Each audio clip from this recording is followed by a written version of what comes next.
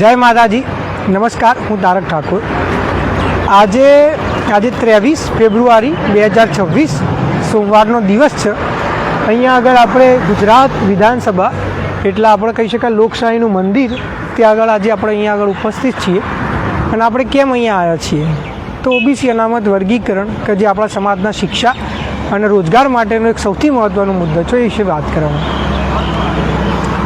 OBC અનામત વર્ગીકરણ થશે તો સમાજમાં ભાગલા થઈ જશે. ઓબીસી સમાજમાં ઓબીસી અનામત વર્ગીકરણ થશે તો આપણા સમાજના ધારાસભ્યોને તકલીફ થશે. ઓબીસી અનામત વર્ગીકરણ થશે તો એના કારણે ફાયદો નથી પણ નુકસાન છે. ઓબીસી અનામત વર્ગીકરણ કોઈ દાર ના થઈ શકે. આ બધી ખોટી વાતો છે. આવું તમને અમુક એવા લોકો છે કે જે આવું બોલતા હોય છે. તો આના અંદર સત્ય શું છે? જો કોઈ પણ વ્યક્તિ કોઈ પણ સમાજનો હોય, ગુજરાતના કોઈ પણ વિસ્તારનો હોય, હું તમને એમ કહેવા માગું છું કે ઓબીસી અનામત વર્ગીકરણ વિશે મેં પોતે અભ્યાસ કર્યો છે વર્ષો સુધી. રિટાયર્ડ આઈએએસ ઓફિસર હોય, જજ હોય, વકીલો હોય, સુપ્રીમ કોર્ટના જે જજમેન્ટો હોય, બીજા રાજ્યોમાં કઈ રીતે અમલમાં આવ્યું એ બધાનો અભ્યાસ કરીને હું તમારા સમક્ષ બોલું છું. જો તમે ગુજરાતના કોઈ પણ ખૂણામાં રહેતા હોય, કોઈ પણ જ્ઞાતિના હોય, તમને ઓબીસી અનામત વર્ગીકરણ વિશે કોઈ પણ શંકા હોય, કોઈ પણ સંચય હોય, સાચી માહિતી ના હોય, 97 260 40 451 ઉપર મને ફોન કરો. આપણે મળીશું, આપણે ફોન ઉપર વાત કરીશું. તમારા દરેક પ્રશ્નોના હું તથ્ય આધારિત જવાબ આપી દઈશ. હવે અમુક એવા લોકો કે જેમને આ વિષય ઉપર અભ્યાસ નથી કર્યો, એમને સમાજની કોઈ ચિંતા નથી, ના એમને કંઈ જીવનમાં કંઈ કરવું છે, પણ નવરા બેઠા છે અને સમાજનું નખો દોડવા બેઠા છે અને એટલા માટે એ ઓબીસી અનામત વર્ગીકરણનો વિરોધ કરે છે. તો હું એવા લોકોને કહેવા માગું છું કે તમે કોઈ પણ હોય, કોઈ પણ વિસ્તારના હોય, હું તમને આજની તારીખના અંદર કહી રહ્યો છું, તમે મારો સંપર્ક કરો. આપણે એક જગ્યા નક્કી કરીએ, એક સ્થળ નક્કી કરીએ, જેટલા લોકોને બોલાવો હોય એટલા લોકોને બોલાવીએ અને તમે અને હું, તમારે એક આવવું હોય, 5 આવવું હોય, 10 આવવું હોય, 20 જણા આવવું હોય, તમે એક બાજુ બેસો, હું એકલો એક બાજુ બેસું. આપણે ઓબીસી અનામત વર્ગીકરણ વિશે ચર્ચા કરીએ, તર્કના આધારે, તથ્યોના આધારે, સાચી માહિતીના આધારે. અને સમાજ આખો જોતો હશે, આખું ગુજરાતના આખી દુનિયા જોતી હશે અને ખબર પડી જશે કે આપણો મુદ્દો સાચો કે આપણો મુદ્દો ખોટો.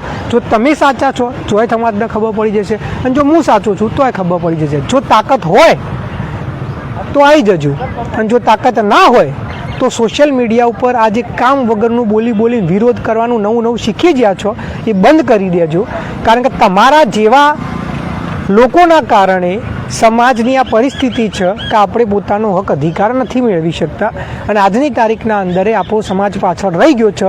એ તમારા જેવા લોકોના કારણે કે જેમને જીવનમાં કંઈ કરવું એ નથી અને સમાજને કંઈ કરવાય નથી દેવું. તો થાય તો જલ્દી સુધરી જજો. બાકી તમારા જેવા લોકોનું સમાજમાં કોઈ જરૂર નથી અને તમારા જેવા લોકોના કારણે આપણે બદનામ કરી રહ્યા છીએ. મારા વિશે સોશિયલ મીડિયામાં લખવાથી, 2-4 લાઇક મેળવવાથી તમારા જેવા લોકોને શું ફાયદો થઈ જશે? તાકાત હોય અને ઓબીસી અનામત વર્ગીકરણ ખોટું જ હોય તો આપણે જગ્યા નક્કી કરીએ, આવી જાઓ મારા જોડે, આખી દુનિયા જોશે અને ખબર પડી જશે કે હું સાચો છું કે નહીં. બરોબર કે નહીં? સોશિયલ મીડિયામાં લખીને પોતાની જાતને તુરમખા સમજવાની જરૂર નહીં. તાકાત હોય ને તો આવી જાઓ મેદાનમાં, આપણે ચર્ચા કરી લઈએ. અને જો ના હોય ને તો મોઢું બંધ કરીને બેસી જાઓ. કારણ કે મારા જોડે સમય નહીં તમારા જેવા લોકોને જવાબ આપવાનો અને સમય મારો બગાડવાનો. કારણ કે હું સમાજના હિત માટે બોલું છું અને તમારા જોડે નવરા બેઠા સમય છે એટલા માટે તમે એ રજૂઆત કરી રહ્યા છો. બરોબર? સમાજનો ફાયદો કદી કરવા માગતા હોય તો સાચા મુદ્દા માટે બહાર આવો અને ના હોય તો ઘરે ગોદરું ઓઢીને ઊંઘી જાઓ.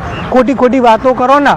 કારણ કે જ્યારે હું આવી જઈશ ને તો બોલવા માટે ફાફા પડી જશે અને આ જેને કહેવા માગું છું એને ખબર પડી જ જઈ હશે. બરોબર? ઘણા લોકોને કહેવું છે કે ભાઈ આમાં ઠાકોર સમાજ જ જોડાયેલો. આ ભાઈ નાયક સમાજ નહીં. નાયક સમાજના વ્યક્તિ છે. ઓબીસીમાં આવતો એક નાનો સમાજ છે.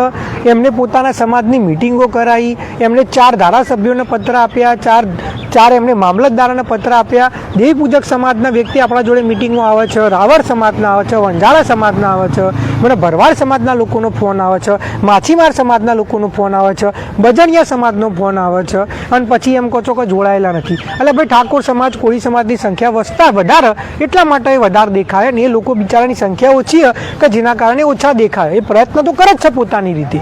એટલા માટે જો તમને ખરેખર સંચય હોય ખરેખર આ વિષય ઉપર તમને માહિતી ના હોય, તમે મારો સંપર્ક કરો 97-260-40-451. હું તમને બધી માહિતી આપે, તમારા બધા પ્રશ્નોનું સમાધાન આપે કે જેથી તમારા મગજમાં કોઈ ડાઉટ ના રહે. અને જે વ્યક્તિઓ જાણી જોઈને વિરોધ કરું છું, હું એમને કહેવા માગું છું સુધરી જાઓ, કારણ કે તમારા જેવા લોકોના કારણે સમાજ બદનામ અને તમારા જેવા લોકોના કારણે સમાજ આગળ નહીં આવી શકતું. મફતમાં ઇન્ટરનેટ મળતું હોય એટલે સોશિયલ મીડિયા પર લખવાના પૈસા નહીં થતા. તાકાત હોય તો આવી જાઓ, આપણે રૂબરૂ મળીએ, ડિબેટ કરીએ, સાચાનું સાચું ને ખોટાનું ખોટું થઈ જશે. હું કેને કહેવા માગું છું એ સમજી ગયા હશે, બરાબર? સમજી જો તો સારું હોય, નકર કાલ તમારા જેવા લોકોના લીધે સમાજ બદનામ થશે, તમારી તો કોઈ ઇજ્જત બાકી રહી નહીં. જય માતાજી.